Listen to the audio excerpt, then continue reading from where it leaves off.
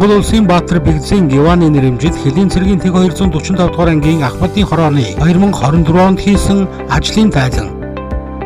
Хэлийн анги салбар малын суурь хийсэн ажлын талаар. 2024 оны 1-р сард болсон офицер ахлагч нарын цугларалтын бие бүрэлдэхүүнд Ахмад Хэлчтийн төлөөлөл Монгол Улсын соёлын тэргүүний ажилтан Ахмад Хэлчин Ч бүрэгд орж Б Мэндбаяр, Д Ловсон нам, Л Дулмаа, Г Батболд, Б Оюун нар уран бүтээлсээ төлөөлж хөгжөөл тэмцээн зохион байгуулж 250 мянган төгрөгийн эд зүйлсээр шагнаж урамшуулсан.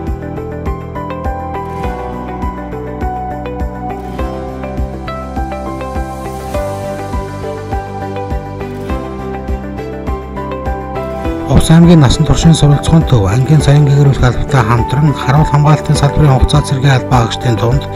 их оронч хүмүүжил уран илтгэлийн уралдаан зохион байгуулан шалгаруулж шагналын санд 100 мянган төгрөг зарцуулсан. Уран илтгэлийн уралдаанд 1-р байранд Хэлчин Дэд Түрүүч Д Сумья, 2-р байранд Хэлчин байрлагч Д Эрдэнэбаатар, 3-р байранд Хэлчин байрлагч Б Хангард, тусгай байранд Хэлчин Дэд Түрүүч Им Өсбаяр, Хэлчин байрлагч Г Отхон баярнаар шалгарсныг өргөмжлөл гарын бэлгээр шагнав.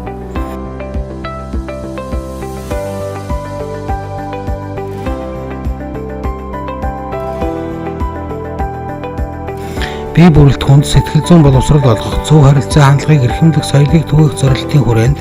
ангийн саяын гэгэрүүлэх албанаас зохион байгуулсан зөв сэтгэл зүйтэй Хэлчин сэтгэл зүйн аянд Ахмад Хэлчид нэгдэж бие бүрэлдэхүүнд зөв бай сэтгэл зүйч болон Ахмад Хэлчид зөвлөж байна сэдвтэ 15 минутын видео контент хийж ангийн бие бүрэлдэхүүнд хүргэсэн.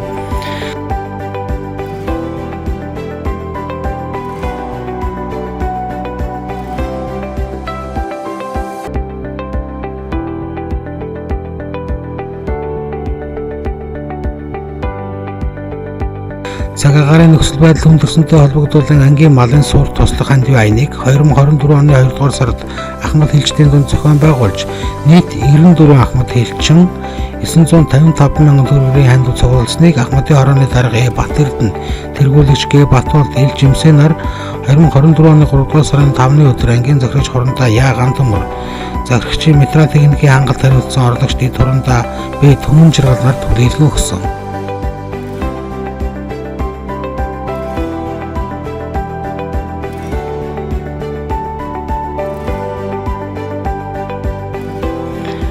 Монгол Улсын ерөнхийлөгч зэвсэгчний ерөнхий командлагчийн 2024 оны 1-р сарын 17-ны өдөр баталсан улсын хил хамгаалтын дүрмийг Хэлийн салбаруудын захирагч нарт төлөөлгөн өгөх ёслолын арга хэмжээнд Ахмад Хэлчтийн төлөөлөл оролцуулсан.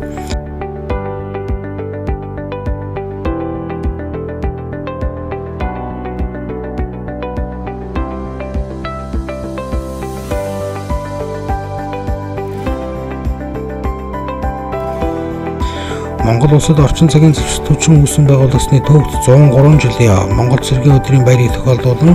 Хэлийн цэргийн тэг 312 дугаар салбарт хугацаа цэргийн алба хааж байгаа Хэлчин байрлагч Ж Амар төвшнийг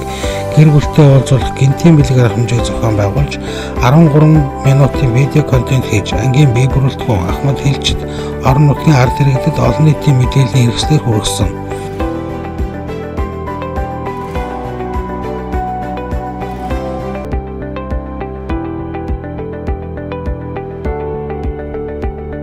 Харин 24 оны 5-р сарын 6-ны өдөр ангийн захирагч хорондоо Яа Ган төмөрд Яргас нурд Хэлчин амралтын газар төрсэн Ахмад Хэлчдийн амралтын байр барьсан ажлын тайлан танилцуулсан.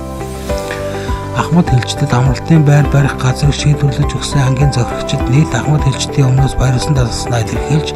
650 мянган төгрөгийн шинэ гэрлийн моторыг ангийн эрүүл мэндийн төвд бэлгэлв.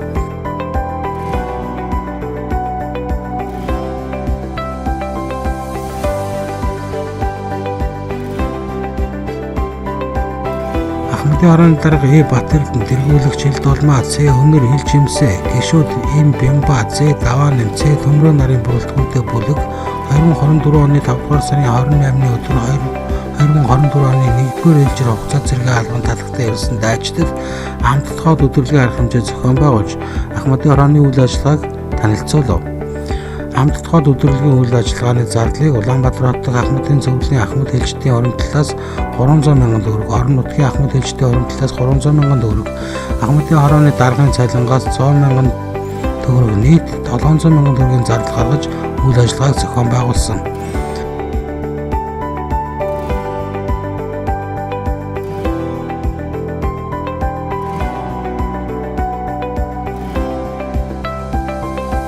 Орчин цагийн хил хамгаалах байгууллага өсөж хөгжсөний түүхт 91 жилийн ойн баярыг ухтаж, Ахмад хэлчдийн төлөөлөлд оролцуулсан аяллалыг Кэлэн цэргийн тэг 204, тэг 333 дугаар салбаруудад 2024 оны 9 дугаар сарын 15-ны өдөр зохион байгуулж, салбарын барилга байгууламж, бомтын үйл ажиллагаатай танилцуулсан.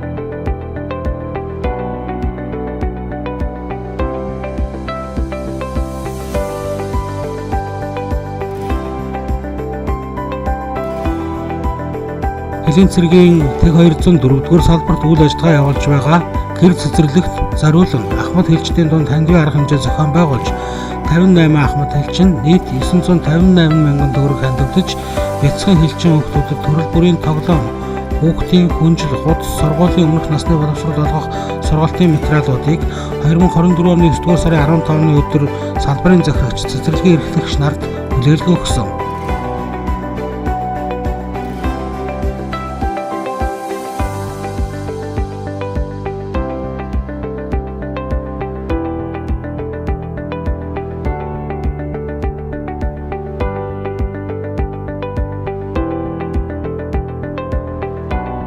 Монгол Улсын ерөнхийлөгчийн санаачилсан тэрбум мод үндэсний хөдөлгөөний хүрээнд Кэлэн цэргийн тэг 204, тэг 333 дугаар салбаруудын байрлал, байнгын бие бүрэлдэхүүнтэй хамтран 50 улиас мод тарьсан.